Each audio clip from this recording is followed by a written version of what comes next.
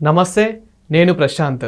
గత ప్రభుత్వంలో ఎమ్మెల్సీ అనంతబాబు ఏదైతే తన డ్రైవర్ మర్డర్ కేసు ఏదైతే ఉందో, గత ప్రభుత్వంలో అసలు ఏం జరిగింది ఏంటి అనేది అయితే నిజానిజాలు బయటకు రాలేదు. ఇప్పుడు ఆ కేసు మళ్ళీ రీఓపెన్ అయింది.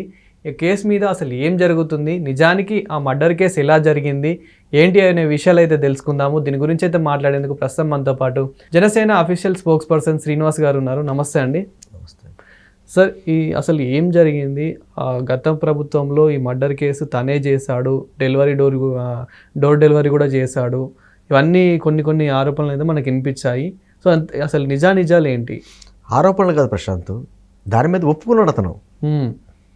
కాకినాడలో జరిగినటువంటి ఆ మర్డర్లో తన డ్రైవర్ని చంపేసి వారి ఇంటికి పార్సల్ చేసి ఇచ్చిన విషయాన్ని బయటకు వచ్చిన తర్వాత అతను ఒప్పుకున్నాడు. జైల్లో ఉన్నాడు, జైలు జీవితం అనుభవించాడు, బయటకు వచ్చాడు. 2022లో జరిగినటువంటి విషయం అది. ఆ మర్డర్ జరిగిన తర్వాత 88 రోజుల వరకు పోలీసులు ఛార్జ్షీట్ ఇలా.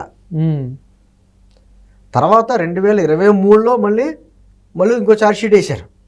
అంటే కేవలం అనంతబాబు అన్న వ్యక్తిని రక్షించడానికి, అతను బెయిల్ తీసుకురావడానికి అనుకూలంగా ఉన్నటువంటి వాతావరణం అంతా ఆ రోజు పోలీసులు సృష్టించారు అనేటువంటిది ఆరోపణలు.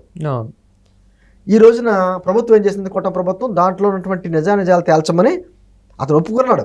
ఇక్కడ పాయింట్ ఏంటంటే, నేను చేయలేదు అతను అనలేదు, నేను చేశానని ఒప్పుకున్నాడు. అప్పట్లోనే అతని మీద ఏం చేసిందంటే వైఎస్ఆర్ కాంగ్రెస్ పార్టీ వారు అతని పార్టీ నుంచి సస్పెండ్ చేస్తున్నాం అన్నారు. వాళ్ళు లెటర్లు ఇచ్చేశారు. ఆ లెటర్ మీద అధికారికమైన సంతకం కూడా ఉండదు. అదే వ్యక్తి జైలు నుంచి బయటకు వచ్చిన తర్వాత అప్పటి ముఖ్యమంత్రి జగన్మోహన్ రెడ్డి గారు పెట్టినటువంటి ప్రతి అధికారిక కార్యక్రమంలో పక్కన కూర్చున్నాడు. పార్టీ నుంచి సస్పెండ్ చేశారన్నావు, మరి పార్టీ నుంచి సస్పెండ్ చేసిన వ్యక్తిని మీ పార్టీకి ఎమ్మెల్సీ సీట్ ఇచ్చారు కదా, మరి ఆ పదవి నుంచి ఎందుకు తొలగించలేదు? శాసనమండలి చైర్మన్ గారు కూడా చర్యలు తీసుకోలేదు, ఎందుకు తీసుకోలేదు? ప్రజల నుంచి వచ్చే ప్రశ్నలు ఇవన్నీ కేవలం తూతూ మంత్రంగా అతన్ని సస్పెండ్ చేసేవని చెప్పి ప్రకటన చేశారు తప్ప అతను చర్యలు ఏం తీసుకోలేదు. ఎందుకంటే ప్రశాంత్, మనకు తెలియనిది ఏంటంటే, రంపచోడవరం దగ్గర నుంచి అటు శ్రీకాకుళం వరకు కూడా పర్టికులర్గా ఈ అనంతబాబు అతని దురాగతాలు 1-2 కాదు.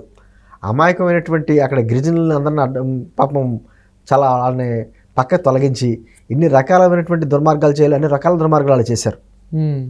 ప్రకృతి సంపదనంతా దోచేశారు, 100 కోట్లు దోచారు. రౌడీయిజం అంటే మామూలు రౌడీయిజం కాదు. ఎంత ధైర్యం ఉంటే అతను ఎమ్మెల్సీ పదవిలో ఉండి ఒక దళితుడు అబ్బాయి సుబ్రహ్మణ్యం అనే అతను, వాళ్ళ తల్లిదండ్రులు చాలా నిరుపేదలు, ఈ రోజుకి పోరాడుతున్నారు. వాళ్ళు మన కొడుకుని హత్య చేశారు, మా ఇంటికే పార్టీలు చేశారు, మా న్యాయం చేయండి అని చెప్పేసి అని ఈ రోజుకి పోరాడుతున్నారు. మర్డర్ చేసి నేనే మర్డర్ చేశానని చెప్పేసి ఒప్పుకున్న వ్యక్తిని కూడా రక్షించింది ఆ రోజున వైఎస్ఆర్ కాంగ్రెస్ పార్టీ. అసలు నిజానికి ఎందుకు మర్డర్ చేయాల్సి వచ్చింది అతన్ని? అవన్నీ అది ఇప్పుడు బయటకు వస్తాయి. ఎందుకంటే మర్డర్ చేయడానికి అనేక కారణాలు ఉండొచ్చు, మనకి తెలియని కోణాలు ఉండొచ్చు.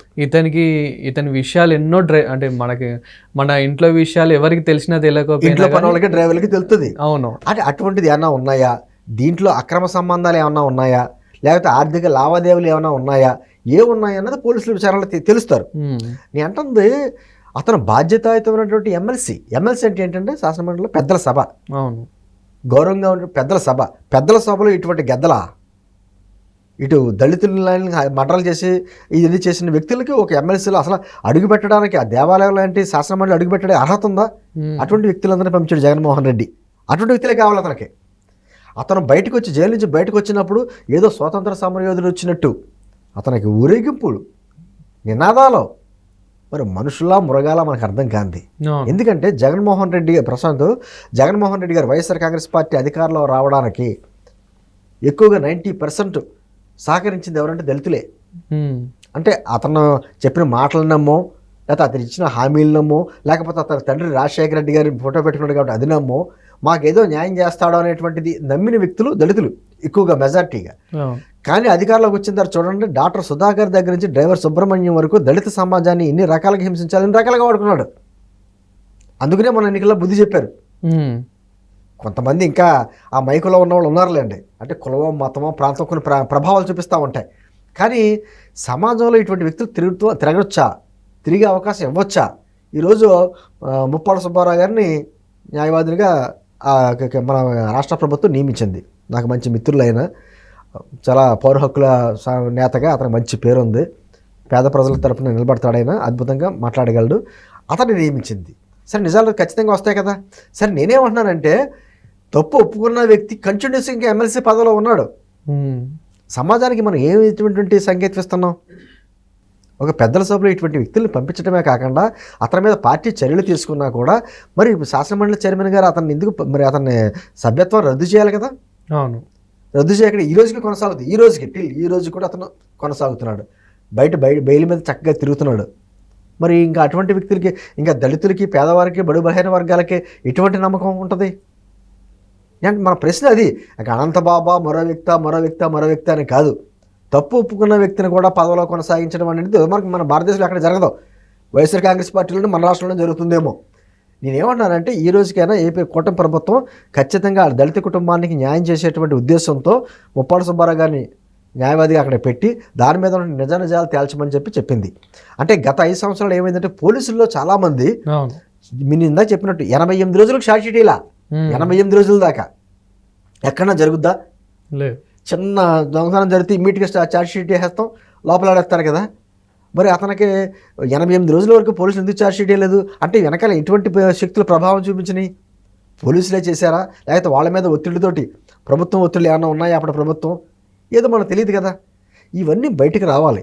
ఏంటంటే అనంతబాబా మరో వ్యక్తి అనే కాకుండా ఇటువంటి సమాజంలో చిచ్చుపెట్టే వ్యక్తులు, అంటే కనీసం అంటే విలువలు కూడా లేని వ్యక్తులు ఈరోజు సమాజంలో తిరగడానికి అనర్హులు.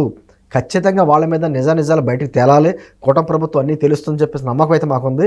ఖచ్చితంగా కుటుంబానికి న్యాయం మాత్రం చేయాలి.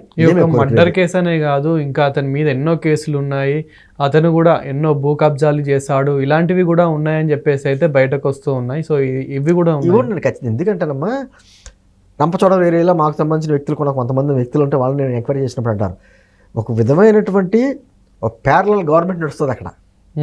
వీళ్ళు ఎంత చెప్తే అంత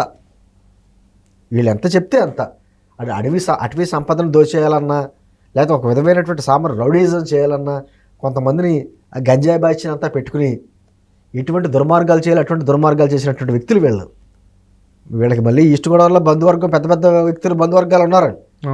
సరే భార్యకి సంబంధించింది వేరే కులం అని చెప్పేసి అదొకటి. నేను అంటుంది ఆయన వ్యక్తిగత విషయాలు మనకు అనవసరం. అతను సమాజంలో ఎటువంటి తప్పుడు పనులు చేశాడు అన్నదే మనకు కావాలి. దాని మీద విచారణ జరగాలి, ఖచ్చితంగా విచారణ జరగాలి. అన్నీ ఇది ఒకటనే కాదు, ఇతను గతంలో ఏం చేశాడు, ఏ విధంగా అధికారం చలాయించాడు, ఏ విధంగా దుర్మార్గాలు చేశాడు, ఏ విధంగా దోపిడీలు చేశాడు, అన్నీ బయటకు రావాలి.